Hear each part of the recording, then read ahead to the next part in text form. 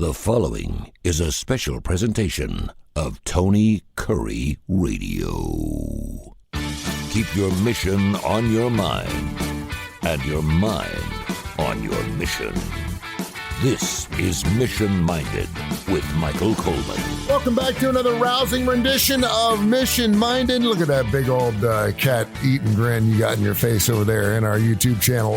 He is Michael Coleman. He's the CEO, of course, of the Heart of Alabama Food Bank. We also do a show called Bite by Bite, which, of course, is in unison with our good friends at Feeding America. And we just had a wonderful email, actually, a wonderful show, period, with the CFO and the CEO of that organization. You can go back and watch it wherever you get your favorite podcast, wherever. We're all over the place, is what I'm trying to say. You can join us anywhere you want. And of course, you can also watch the shows right here on our fantastic YouTube channel. Michael, without further ado, how are you, sir? Everything good?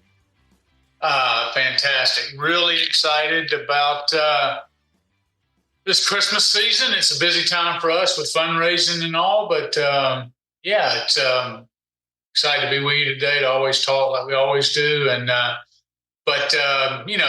time of the year feels good, get to spend time with family and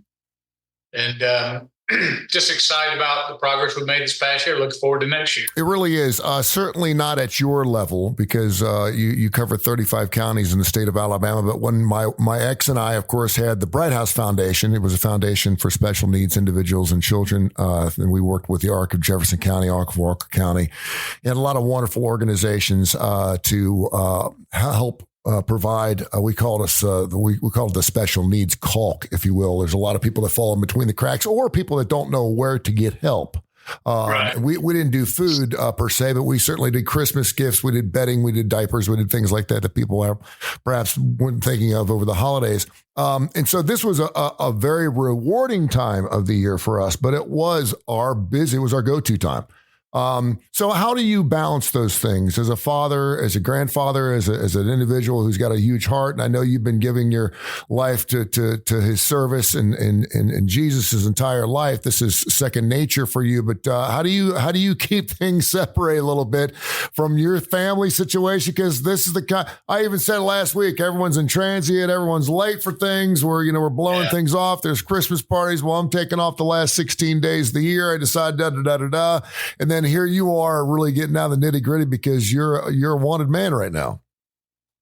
Yeah. So it goes back to a lot of things we've talked about, some of the principles that we've talked about, which is, one of the things that's really important is taking care of your employees, because if the employees' morale is low, to take care of them or if they are overworked or underappreciated, they're really the ones who are doing that literally and figuratively, the heavy lifting to be able to get our stuff to our clients. And so sometimes we have to prioritize and then sometimes we just have to say, you know what, I can't keep my employees late. They have to go home to their families. They have life. Now I'm an old man now. My kids are grown. I've got grandkids. It's just me and my wife. My wife's not clamoring for me to come home any particular night. She probably enjoys the mini vacations.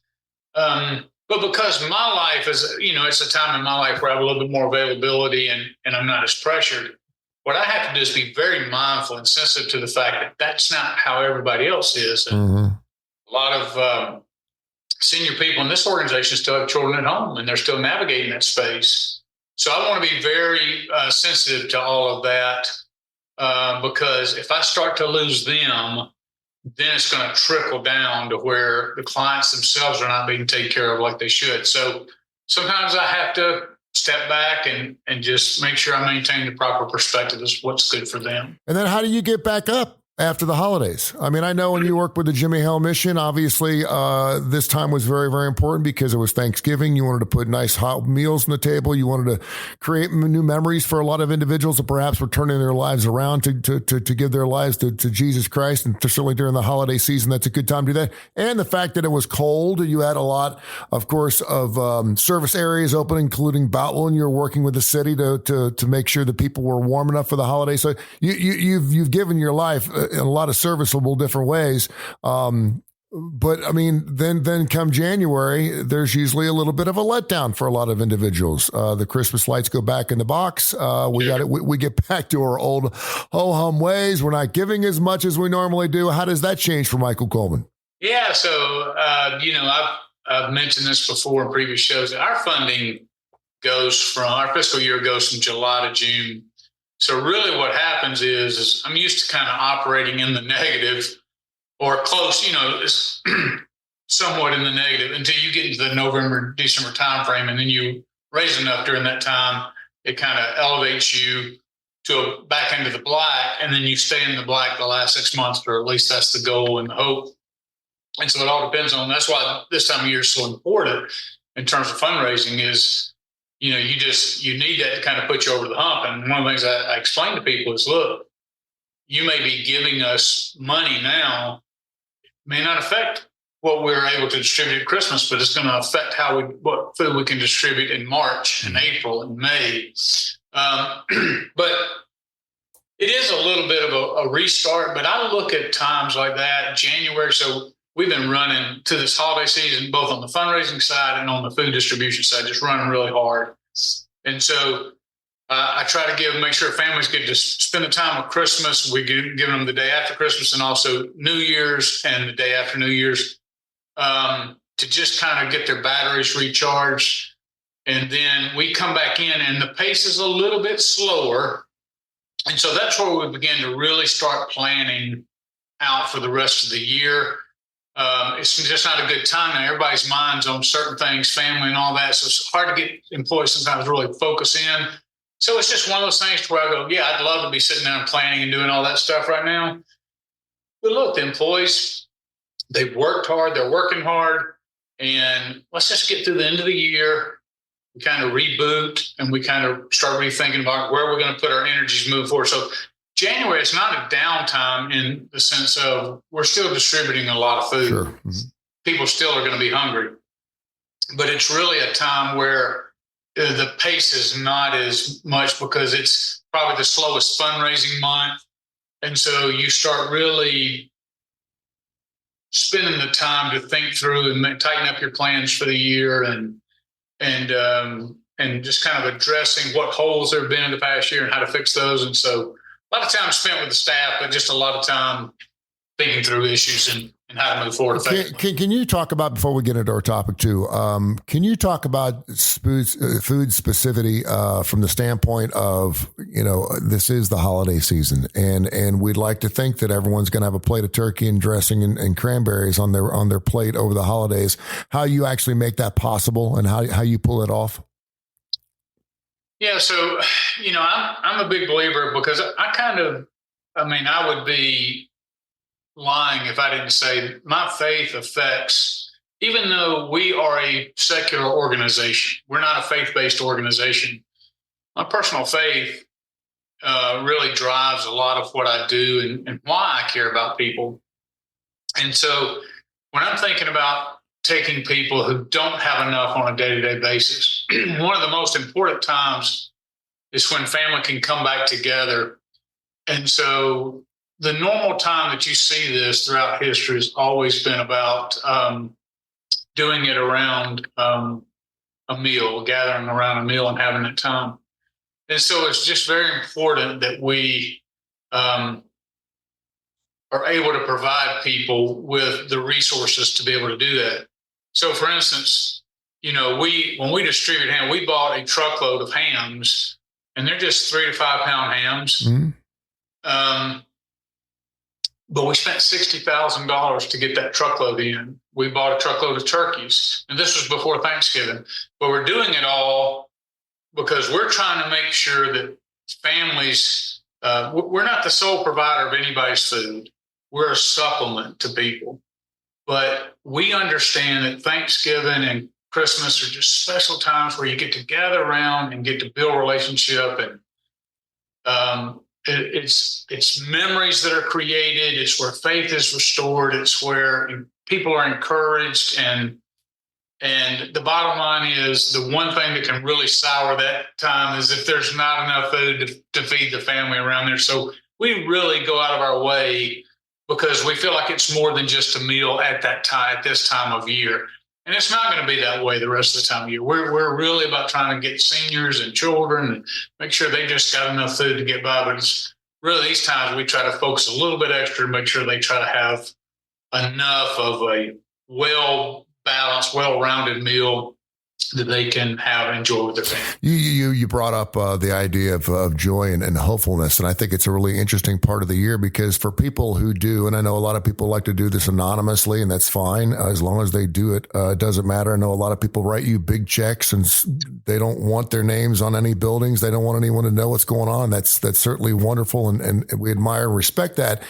It does make that individual feel very, very good about giving back and doing, particularly when they've been blessed in their own lives, to do the right thing. But it also is not only a blessing to make them feel good, but it also makes the individual they're helping, just talk about that a little bit, the individual they're helping feel good, not so much because they have a belly full, but because they can restore their own faith and hope in humanity as we know it. They know there's good people out there that can actually help them. I think that made me even more than the actual giving itself. You know, there's so much truth to what you just said. Our tagline is feeding hope by fighting hunger. I was talking with somebody recently about other countries. There's no other country in the world that has the safeguards and safety nets that we have. So there may be other Western countries who where the government may issue out some food stamps and things like that. But the food banking network, when you look out through the vast majority of the world, there is no government support, and certainly not a support like the Feeding America network that's covering all the counties in the United States. If you're in a lot of these other countries and you're hungry, you're just hungry. Yeah. And if your neighbor doesn't step up, so a lot of it is when people get so desperate, and we do see such desperation, when you don't really know where your next meal is coming from, when somebody steps up with a box of food that's going to cover you for a week or going to help you, especially if you have others depending on you like children, boy, it's just and you feel like, you know, we've all been there to where we were anxious about something, and then all of a sudden somebody came along and either solved that or helped us to the next phase of that. And you kind of just feel you just take a sigh of relief. Mm-hmm. And to a single mom who's working and trying to put food on the table, for us to be able to come along and say, hey, look, take the money you were going to use on this. Let us give you this. Now you have more food for you and your child. And you use that to pay for your gas to go to work, or you use that to pay for the electricity in your home, whatever it is. And you can just see the smiles that come across their face because they're like, hey, I'm not in this alone. And it makes all the difference in the world. And I wish everybody who donated money and donated their time as a volunteer could see the reaction of those that actually received the food. Because I think it would be a better thank you than the letters that we send them. It's a beautiful thing. It really is. Speaking of beautiful things, he's Michael Coleman. He's the CEO, of course, the Heart of Alabama Food Bank, HAFB. You can hashtag that or go to HAFB.org or .com and check out their website. They do wonderful work. And, of course, we're doing a show called Mission Mind. Keep your mind, your mission on your mind. Throughout the holidays, you sent me a very interesting, and normally I do look at the things you sent me, but you sent me a little video, and I thought, we'll just talk about it. And you're like, no, you have to watch this video in order to get the idea. It's called Selective Attention. Basically tell people what this 2-minute video, because we can't show it here, but basically tell people what this video is of and why you had me watch it. Yeah, so I saw it years ago. They played it again at the Feeding America conference. So there was about, let's just say 300 people in the room. If you go to YouTube and just look up Selective Attention, there's 3 people in white shirts and 3 people in black shirts. And it says, okay, they start moving, intertwining themselves in a circle, and they're passing a basketball. And they say the thing is, you need to count how many times the people in the white shirts pass the basketball. So You're like, okay, so you just get locked in, and at the end, you're like, okay, 15. It'll come on the screen and they'll say, okay, 15. And then it comes on after and it goes, but did you see the gorilla? And you're like, what? And so you go back and play it.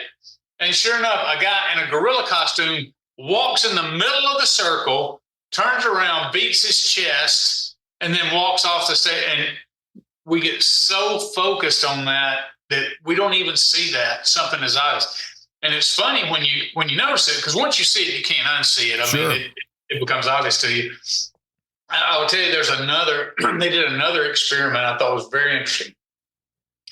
And I wish I tell you, for those who are watching on that, maybe I can hold it up. My background. Anyway, it was an exam. It was an MRI of a lung scan. Mm-hmm. And this doctor sent it out. And she had put on it an actual gorilla it's about a quarter to a half inch of a picture, just shrunk down and put in this. And she said, please look at the tissue. 83% of the people didn't see the gorilla that was implanted into the lung, because they're analyzing the lung tissue. And it just goes to that selective attention. But when you take this over into the business community, it's something I can certainly identify with, is we all have blind spots. And so the question is, okay, if we're all susceptible to this mm-hmm. and having blind spots, well then how do you grow in that? How do you get better? How do you become aware of something that you cannot see? And I thought that's really an interesting question. It's really interesting, but you can also spin it a little bit. If you had this in front of your 100 employees and say 2 or 3 of them actually did see the gorilla, then what would you think of those? Because then they're not being focused enough on the ones that are passing the basketball, right? So you're like, well, what were you looking at? You obviously weren't paying attention. So there's a plus and minus person, right? You think it's really cool they saw the gorilla, but they ain't supposed to see the gorilla because they're not focusing on what you asked them to focus on. So are those the ones you need to worry about? Well, I'll be honest with you, I have not thought of it from that perspective. That's an interesting take on that. Yeah. I will tell you, so I'm reading through this article on it and just reading this perspective. And the person said that she was coaching somebody, and that the person was just not suited for this position. But the person said they wanted to keep doing it. And it brought me back to when I came to the food bank, we had somebody who was our volunteer coordinator. And the volunteer coordinator, unfortunately, was all focused on the task. And so she'd get volunteers in, and then she would just start treating them like rented mules. And, we're going to crack the whip until you get in there and you're going to get the task done. And then they'd leave there and they would feel just beat up. And so I said, no, this is the whole wrong approach. What we want, here's an opportunity to bring in 10 volunteers and let them leave here and go, what an amazing experience that was. It was not important to me how many boxes they packed or how much food they moved. It was that they came and they felt accomplished and they felt good about it. And so then they left there and told their friends about it. And so I said, do you understand that? And she said, yes. And so, but she kept on. And so I told her, so I tried to move her within there a little bit and kept on. And so finally I had to do that exact same thing. I had to call her in and say, I'm not going to mention her name, but I'm going to say, you're just not a good fit for this position and what I'm looking for. And she didn't get it. She said, well, I'm very outgoing. I'm very friendly. And I was doing everything I could to just get her off of it. But she forced me to say in a much different way is that, no, you suck at this. I mean, you're terrible. Of course, I didn't say it like that. Yeah. But her perspective of herself, she was so blind to what she thought she was projecting to others, but everybody in the organization saw her for what it really was. So then I thought, well, that could be me, and I don't want that to be me. Mm-hmm. But again, I know that I have blind spots. And so and so I was really interested in how do I change that dynamic? How do I overcome and get regular feedback and honest feedback on something that I don't see on a day-to-day basis? Well, and I think it's important too to lay it out as in, you never know what to expect in anything in business. We always talk about plan Bs and plan Cs. We don't, and I know some people are like, there are no plan Bs and plan Cs. We're making plan A work. We don't want to give you an out, right? But everyone knows it's important to have a plan B or plan C, particularly in warfare. We see that. But if you go into a situation with a gorilla in the room and you know it's coming, then are you better off to let that employee, hey, listen, just keep your eyes open because you never know what's going to happen? Or do you expect them to have that unadulterated, fixated, respectful, yes, I'm going to do exactly what he's telling me to do way of going through things in order to not get hit with the blind spot because you don't know some blind spots are important, some aren't. I mean, even if I were to tell somebody, hey, be careful because anything could come into view here. Yeah. It's just the nature of us when we are told to do a task and we're doing it to a certain standard to get so fixated on it, we don't see or hear all the noise around us. One of the things I think is very important, I read through some of the things they suggested, was because I tend to like to keep things positive. And I learned this in the Army is when you have an event, you don't want to say, okay, what we do right, what they taught us is, you say, okay, what was supposed to happen, what did happen, and how do we make it better the next time? Yeah. Okay. So you're kind of keeping it positive. You're still addressing some of the things you missed. But you're not really cut. But the idea is you don't want to focus on the mistakes the person made. You want to focus on the mistakes themselves, but not on the blame of the person. So leaders like myself have to come along and go, okay, I planned this out or I oversaw this. What did I miss? What did I miss? And I have people like that in my life. And this actually kind of goes in with another point, which is you've got to have people that know it's safe to speak truth into your lives.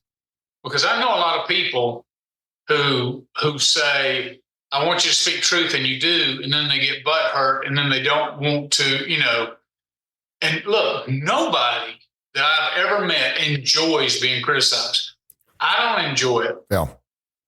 But it's just part of the growth process. And I have to want to grow as a person more than I want to be right. And so I surround myself with people and authentically ask them to be truthful. Now, I will also admit that there are times where I'm like, no, that's a poor assessment or that's a misunderstanding.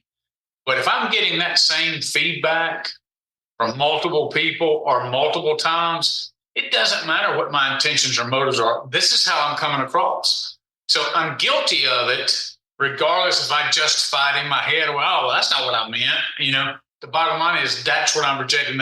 And I am blind to that and will continue to be blind to that until I sit down and directly ask people, what did I miss? Tell me what I'm not seeing. Tell me what's hurting the organization by a quality that I have or something I'm doing.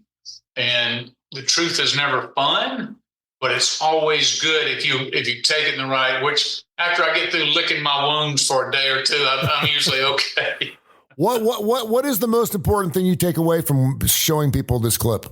What is, or is there anything that ever surprises you? Well, the whole thing about missing the point on things is about self-awareness. We can be convinced that we are, let's say, very good with people, like my volunteer coordinator. She was convinced that she was doing a pleasurable experience. Yet I had person after person after person tell me how miserable it was when they came because there was no appreciation. It was all about getting the task done like they were employees. Yeah. but you couldn't tell her anything. I mean, when she acted like when I was telling her that I was just making all this stuff up, and that's a bad place to be, is when we lack self-awareness. I would much rather, even if somebody's doing something that's not of the healthiest nature or the best, if they're aware of it and they can at times stop themselves or try to behave differently because they're like, oh man, this is one of my triggers where I get really angry, or so I'm really trying to be aware of that so that I don't go there. Self-awareness about everything, but it just illustrates so easily how we lack perception as to what's happening in the moment. Because so many of us, if the video didn't go back and show us the gorilla, and we said there was a gorilla, there'd be people that'd be betting their houses. Yeah. There's no gorilla. I just sat right there and watched that video. There was no gorilla that walked out there on this video. Well, there's a gorilla, that's for sure. What's the clip again so people can find it? Selective attention. Yeah. And you can just type into the YouTube and just put in there about gorilla, counting, passing the ball, mention a gorilla, and it'll pop up. It's pretty easy. That's great. Fine. This is Mission Minded. Keep in mind your mission, your mission, your mind. You can check out the show at least 5 days a week here on the TKR app. Of course, over 100,000 people have downloaded that app. We greatly appreciate you. You can listen to the show live throughout the week. And, of course, wherever you get your favorite podcast, we're available on every major industry. And watch it right here on the Tony Kurre YouTube channel. Michael, thank you so much. Bite by Bite's up next. Enjoyed it. This has been a special presentation of Tony Kurre Radio.